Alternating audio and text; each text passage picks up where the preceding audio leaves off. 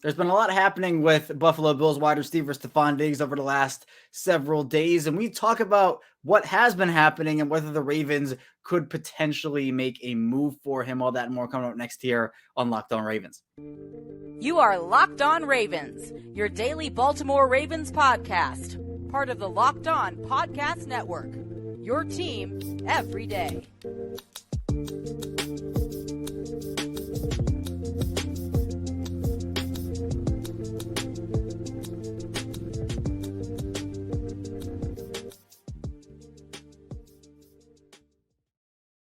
Welcome into another edition of Locked On Ravens, your daily Baltimore Ravens podcast. I'm your host, Kevin Oestreicher of Ravens Wire. We're here on the Locked On Podcast Network, your team every day. Thank you so much for being here with us on this Wednesday midweek edition and making us your first listen each and every day. We're free and available all podcasting platforms, including over in video form on YouTube. And thank you for all the support if you're an everydayer. Thank you for tuning in every single day here. And if this is maybe your first time, or maybe it's your second, your fifth, your 100th, thank you as well for being a part of the show here today. We put out Daily Ravens content 5 days a week. So any Ravens news, analysis, updates, Monday through Friday, we got you covered here on Locked On Ravens. And here today, I'm going to be talking about a big name, and you're going to say, Kevin, you do this with everybody. You do it. But look, it is not harmful to go and at least dabble with the idea. Look at the idea of some of these players. So Stefon Diggs is the latest name we're looking at today. And it's been a weird week or so with Stefon Diggs. Now,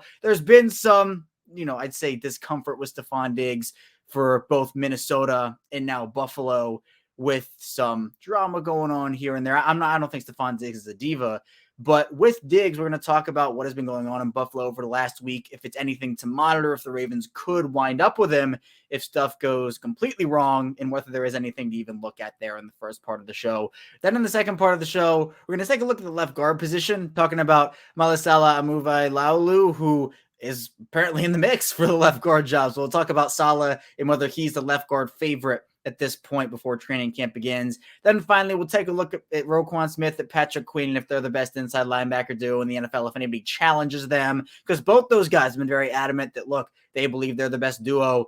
And look, we'll talk about whether we should believe them or not. So a lot of stuff here to talk about on the show. Let's first get into Stefon Diggs.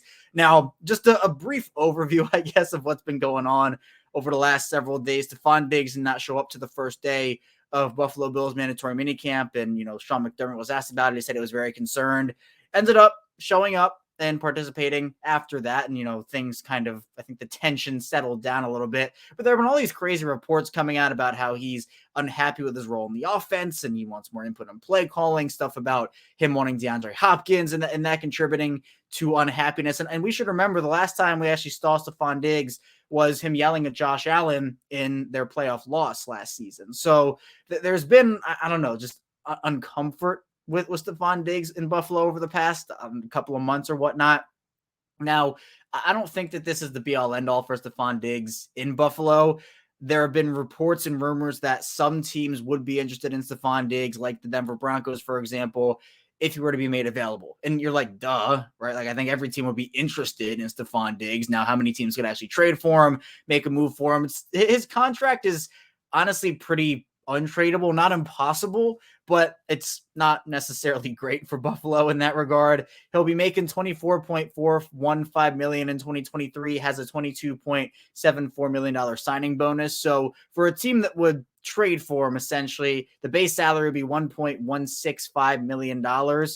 And it's interesting, the cap hit for Stefon Diggs only $14 million. He signed a huge 4-year, $96 million contract with the Bills. So he's in Buffalo for the long haul. He's not going to be a free agent anytime soon. His contract runs out in 2027. And you have the out year in 2025. But, we're talking if this is a move that really has to happen, if there's no repair for Stefon Diggs in Buffalo, then maybe the Ravens could swoop in and make a move. Now, do I think that's very likely? Probably not. But here's what I will say about the situation. If we go back to 2015 when Stefon Diggs was drafted by the Bills, 5th round pick, 146, if I'm not mistaken, Ravens drafted a receiver in the first round that year. It's like, this is going to be tough for you to hear, for me to say, but we're going to get through it all. I'll give everybody a second to prepare themselves. Rashad Perriman. Yeah. Rashad Perriman was the guy who Baltimore took.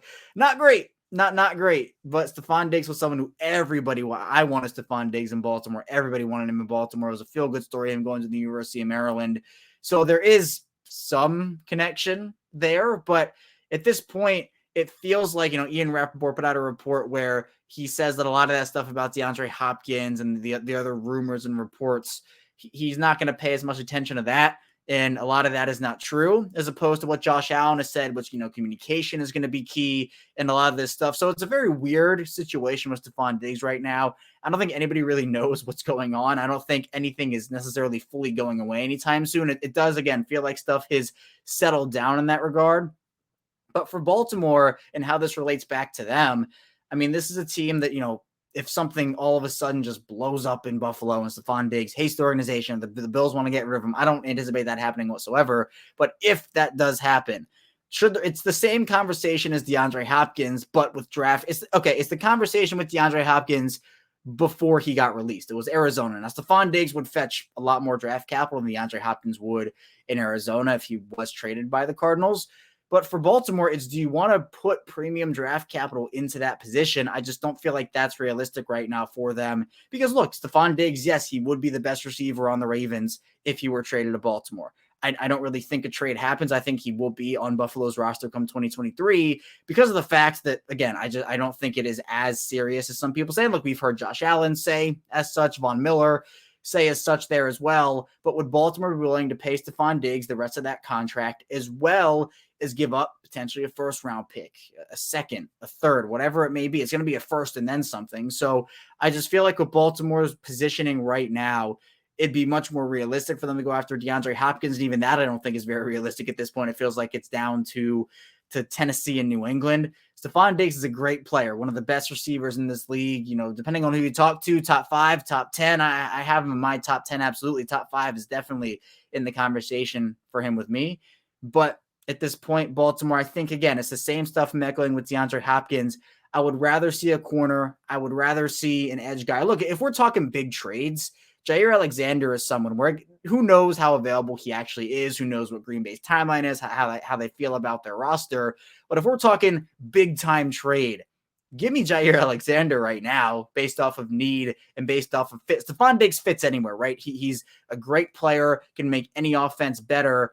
But at this point, I don't think that everything going on in Buffalo is as big. Maybe it is, and maybe there's stuff going on behind closed doors. Like this whole thing ended up happening because mandatory minicamp, obviously, it's mandatory. And if you don't show up, a big deal is going to be made about it.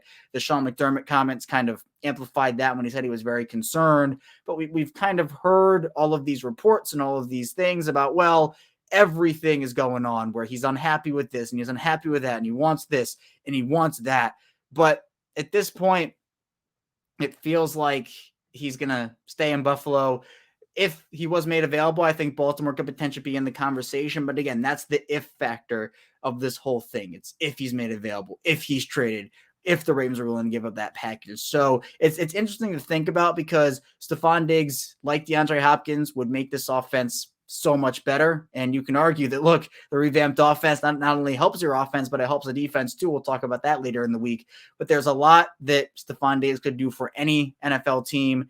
But to me, Diggs stays in Buffalo this year. It's a dream. It's one of the dreams to have him in Baltimore, have him back in Maryland, and have a draft mistake corrected from the Ravens all those years ago. But for now, it feels like the contract, the draft compensation, and just the situation in general, Stefon Diggs feels like a Bill in 2023. Maybe things change. Maybe things aren't as sunshine and rainbowy as I'm making them seem right now. They're definitely not all. It's not perfect there right now for sure.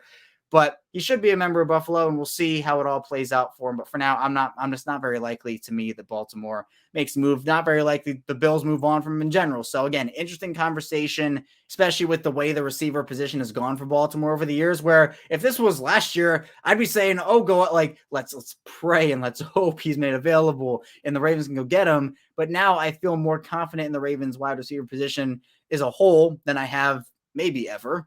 And it's good to have Stefon Diggs in your offense if you're an NFL team, but for the Ravens, it is more of a luxury. It's not a need at this point. But if he's made available for real, we can have that conversation again. But coming up in the second part of the show, we'll talk about the left guard position for Baltimore. If Salah is the left guard favorite for the Ravens, so be sure to stay tuned. Plenty to talk about on the show. But first, this episode is brought to you by FanDuel Sportsbook, and baseball season is in full swing, and there's no better place to get in on all the action than FanDuel, America's #1 sportsbook, because right now new customers get a no sweat first bet up to $1,000. That's up to $1,000 back in bonus bets if your first bet doesn't win. Just go to FanDuel.com/lockedon to join today. The Orioles, they've been really good this year. Adley Rutschman's been hitting well. Gunnar Henderson as well. They've gotten contributions, props on those guys, maybe pitching props or futures or whatnot. You should do it over at FanDuel, so don't miss your chance to snag a no sweat first bet up to $1,000 when you join FanDuel today. Just go to FanDuel.com/lockedon to sign up. FanDuel, official partner of Major League Baseball. Major League Baseball channel user permission. We're back here, our second segment, Locked On Ravens. Kevin Oestreicher still here with you on Wednesday.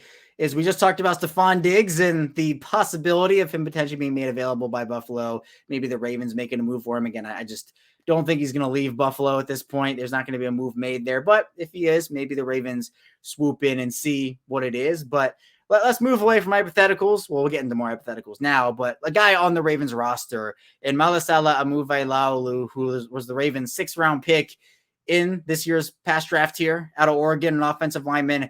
And he got some first-team reps at guard during mandatory minicamp, and a lot of people, including myself, honestly, pretty shocked by that. It seemed like Ben Cleveland was a leader in the clubhouse ever since Ben Powers left, but there have been a lot of questions and a lot of concerns about Ben Cleveland. I don't even have him on my roster. We did roster predictions for the Ravens after mandatory minicamp on Monday's show, so if you want a full roster prediction, be sure to check that out. And yesterday we did winners and losers from minicamp, and Ben Cleveland was on the losers list, so if you want to check that out, highly recommend that as well. Some shameless plugs in there. But with Salah, he's someone who is in the mix firmly now. I mean, getting first-team reps is no joke.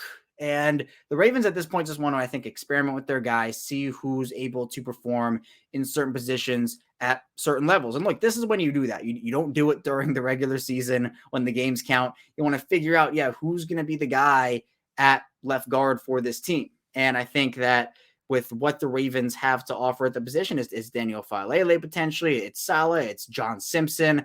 Cleveland's in that conversation. Maybe Patrick McCary as well. But to me, I don't know. I just feel like with the Ravens, that is the only position, obviously, that they need to really figure out on their offensive line. I mean, Ronnie Stanley is the left tackle for sure. Tyler Linderbaum, the center. Kevin Zeitler, the right guard. And Morgan Moses, the right tackle. Left guard is the only position. It feels really good to have 4 or 5 starters already penciled in, but the last one is going to be very important because we saw as a group, Ben Powers fit into that group really well. He earned himself a huge big money bag in Denver, and he deserved that for sure. But with the Ravens and their options now, I think you want somebody who is athletic, who can work into space and get out on pulls. And I think Salah can do that. I think Daniel Faalele can do that to an extent. I think that John Simpson can do that to an extent. Ben Cleveland, it's a little more iffy. He's not necessarily athletic. He's known for being big, powerful, mammoth of a man. Like that's what Ben Cleveland is known for, the anchor and everything. But athleticism, it's not really there. When looking at Salah and his scouting report draft-wise, he has the size, he has the strength, he has the athleticism, has a ton of tools to work with. He's someone who you want to, like, if you're looking at an offensive lineman, whether tackle, guard, center, you want the traits that Salah has to be. He's 6'6", 325, a massive human being. He has his length that he uses to his advantage, long-arming defenders, and his anchor is really good too. He's super athletic. He has the lower half, the upper half, the arms, as I talked about. So he's a guy who's just underdeveloped at this point. So it's going to be a comfortability thing for Baltimore, right? Do they feel like he's developed enough to step in and play those high leverage snaps? We saw Daniel Faalele last year. The Ravens, they're working through offensive tackle options with Ronnie Stanley still working his way back. And they have to go to him in Daniel Faalele in a high leverage situation in the New England game. And he played really well. And, there were conversations about, should he start the rest of the year until Stanley comes back at that position? What should they do until he comes back? And ultimately, the Ravens got good enough snaps out of him then to, I think, use his development to their advantage. And now I think he's in a much better spot. Has apparently been working out at the facility all offseason. So there's a lot to talk about with Daniel Faalele himself. When you talk about Salah here, it's interesting just the potential trajectory he has. He's someone who I thought was going to be, a backup his first year. The game is very underdeveloped. I think he just has to learn how to use his athleticism, use his strength more. And that's fine, right? Again, 6th round pick. He's someone who I think has the potential here, But to me, it's how comfortable do the Ravens feel putting him out there? We're going to see a lot. I think it's going to be, look, Ben Cleveland to me, I think the time that he's had with the Ravens has been pretty disappointing based off all the hype he got. And it just feels like it's coming to an end, honestly. So whether it is Saleh, John Simpson, Daniel Falele, if they bring someone in, Ben Cleveland could maybe make the team as a backup, but it just feels like Baltimore's not very pleased with where he's at. And so the guy who, again, I thought was going to be the favorite and going to be the starter for the Ravens in 2023 just isn't going to be that apparently right now. Maybe things change. Obviously, a lot can change in between now and when the regular season starts. But to me, if I had to pick a favorite, I mean, we've seen Daniel Falele get first team reps. Saleh got the reps too. I'll give it to him. I'll give it to Saleh and say that he's the favorite right now, which is feels so weird coming out of my mouth because I never thought I would say it, especially so early. But again, it is early. And that's the thing with this offensive line where it all starts up front.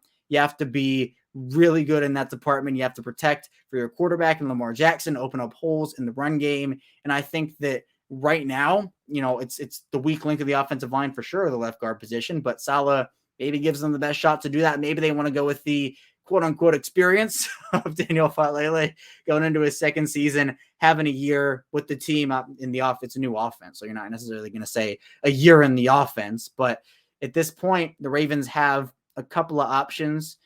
Maybe you'd like to see a more proven guy there at this point. John Simpson has started some games, obviously, for the Raiders during his time there. But I think that I'd honestly rather have Saleh or Falele step into that role. Cleveland, I just don't think there's enough trust there. Seems like his love of the game isn't there based off of all accounts and all reports, and something that honestly was a concern for some people when he was coming out of college and coming out of Georgia. So I think that Saleh it's a pleasant, nice surprise here. I'm rooting for him. I'm rooting for him really hard here as he continues to develop over the course of the next couple of weeks, couple of months, and throughout his NFL career. But a very nice boost to the Ravens. And look, if Saleh starts this year, here's a prediction I'm going way in the future for this one. My prediction is that whoever starts at left guard for the Ravens this year is not going to be the starter next year, and Andrew Voorhees will be their left guard. Assuming Kevin Zeitler stays. Assuming Kevin Zeitler stays, my guard picks are Andrew Voorhees at left guard and Kevin Zeitler at right guard. Now, that is very far in the future. I know we're talking about, look, we don't even know who's starting this year, and I'm already talking about who's starting next year. But to me, I think Saleh, my very early prediction is that Saleh starts this year, gains a lot of solid experience, does decently well, with ups and downs, of course, and then Voorhees steps into that role next year, and you have a really quality backup who can play both guard and tackle in Saleh there. So coming up in the final part of the show, we'll talk a bit about the defensive side of the ball, get into Roquan Smith and Patrick Queen, if they're the best duo in the NFL inside linebacker-wise. So be sure to stay tuned. Plenty to get to on Locked On Ravens. Don't go anywhere yet. We're back here, our final segment, Locked On Ravens. Kevin Oestreicher still here with you, talking Ravens football. Thank you so much for being here with us again. And be sure to subscribe, like the video on YouTube, and also subscribe in audio form wherever you get your podcast. We are free. It's free to subscribe, both audio and video. So if you're listening on your way to work, on your way from work, or however you're listening, I appreciate it. And if you're watching as well, if you're watching on the big screen, on your phone, wherever, thank you so much for doing so here on Locked On Ravens. But let's now get into the inside linebackers the Ravens have, Roquan Smith and Patrick Queen. They have other solid depth. I went on Columbus radio, Ohio radio yesterday, and was asked about Malik Harrison and kind of where his status is right now. The Ravens drafted Trenton Simpson in the third round, Kristen Welch, Delshon Phillips, Josh Ross. But Roquan Smith and Patrick Queen are the prizes of that room. There's no doubt about that.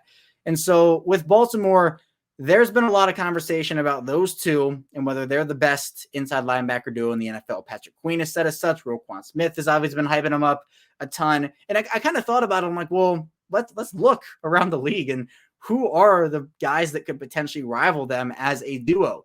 I mean, Fred Warner and Dre Greenlaw in San Francisco come to mind. Maybe a guy like guys like Devontae David and maybe I don't know, Devin White, although I know that Devin White got he got sunned a little bit against the Ravens with Tyler Linderbaum, but those two could be options there. I don't know. I mean, maybe Tremaine Edmonds and TJ Edwards, possibly Nick Bolton and Willie Gay come to mind. Maybe that's a good one, honestly. But I mean, other than that, there aren't a ton of duos that I would put above them, if any. I mean, another one potentially, Frankie Louvu and Shaq Thompson are two. Louvu's really, really good. I like him a lot. But yeah, I don't know. I'm not really seeing a ton. Jermaine Pratt and Logan Wilson, that's not a duo I'm putting above them. I think out of all those guys I just listed, all those duos I just listed, I take Roquan Smith and Patrick Queen 10 times out of 10 there if I had to pick one. I think Fred Warner and Dre Greenlaw and Levante David and Devin White are the two others that are in my top three. But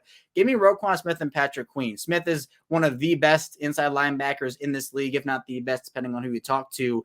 He's someone that is just so all around good. Where I know with Patrick Queen, there are some areas where you want to see a bit of improvement, pass coverage, a couple others as well. But we saw Queen take a leap. And part of that leap was due to Roquan Smith. Now, not all of it. I want to give Queen his flowers and his credit for going out there and doing what he did before Smith even came into the picture. But Roquan Smith, incredible run defender, is able to cover running backs and tight ends out of the backfield, which for so long, if you've been listening to me for a while, if you're an everydayer, or if, you've just been watching the Ravens in general, that it's been very difficult for the Ravens to cover running backs and tight ends for years in that position. With safeties, with linebackers, it's been very hard for them to get matched up really well against those guys. And Roquan Smith did a really good job of that and has been doing a really good job of that for his entire career. He's also someone who can force turnovers, very smart, high-level football player, knows the game, is just a very smart person overall, and someone who has a lot of confidence. Like someone who plays that position has to have a lot of confidence. Now, he's getting the green dot as well. Mike McDonald revealed, I think that is a very worthy choice, as Chuck Clark no longer a member of the Ravens. Smith is someone who I'm more than ecstatic. I'm extremely excited he's a member of the Ravens. I remember watching him at Georgia, loved his tape, loved his highlights. He was someone who the Ravens were never going to get in that draft. He was taken way too high, and the Ravens, just weren't going to make that move. But he was someone who I would have loved to see in a Ravens uniform then. They trade a second-round pick, a fifth-round pick, and A.J. Klein, Ravens legend A.J. Klein, for Roquan Smith. And Jake Luke and I talked about this, where, look, the Ravens second-round pick, you love that it's Roquan Smith. The Ravens put out the tweet saying, oh, yeah, we're up in the second round, and our pick is Roquan Smith with the purple devil horns emoji, the purple heart. And they did it. It was one of the best moments of the draft for me, honestly, because Jake and I talked about it so much, and it was great. But Smith is someone who is incredible. He's an incredible presence in the middle of that defense. And then you have Queen as well, who I think grew so much in his third season. Look, we can admit it, plenty of ups and downs in his first two seasons. Someone who a lot of people were wondering, including myself, just which player is this? Because I think we saw so many different versions of him over his first two seasons. We just didn't know who he was as an NFL player. And something I go back to, and I made the point of this, again, if you're an everyday, if you watch me a lot here on Locked on Ravens, I've talked about this, and I talked about it a lot then. But during Patrick Queen's rookie season, that was the COVID year where the draft and everything was different and the whole COVID protocols and whatnot. There was no rookie minicamp. And for Patrick Queen, a player who didn't necessarily start every single game at LSU, I think he needed that structure early on in his rookie season. He just did not get that. And so while any rookie's learning on the fly during his first season in the NFL, I think that was a lot for Patrick Queen. Not saying he couldn't handle it and that he wasn't capable of handling it or anything, but I think he would have really benefited from having that structure of a full offseason in-person workouts. I mean, look, remember, the guys are doing everything from, they had Zoom meetings, right? They were working out on their own. And for rookies, that can be tough, for any rookie, not just a guy like Patrick Queen. But it's interesting to kind of look back on that whole thing and maybe wonder, would Patrick Queen have put some stuff together quicker if he had that structure? So now we see the evolution, the sideline to sideline speed. We see him playing with a lot more confidence. And that's what it is. I mentioned confidence. That position, honestly, any position, but for that position too, you got to play with so much confidence and just knowing with what you're doing and trusting in yourself and your body and your abilities and your skills.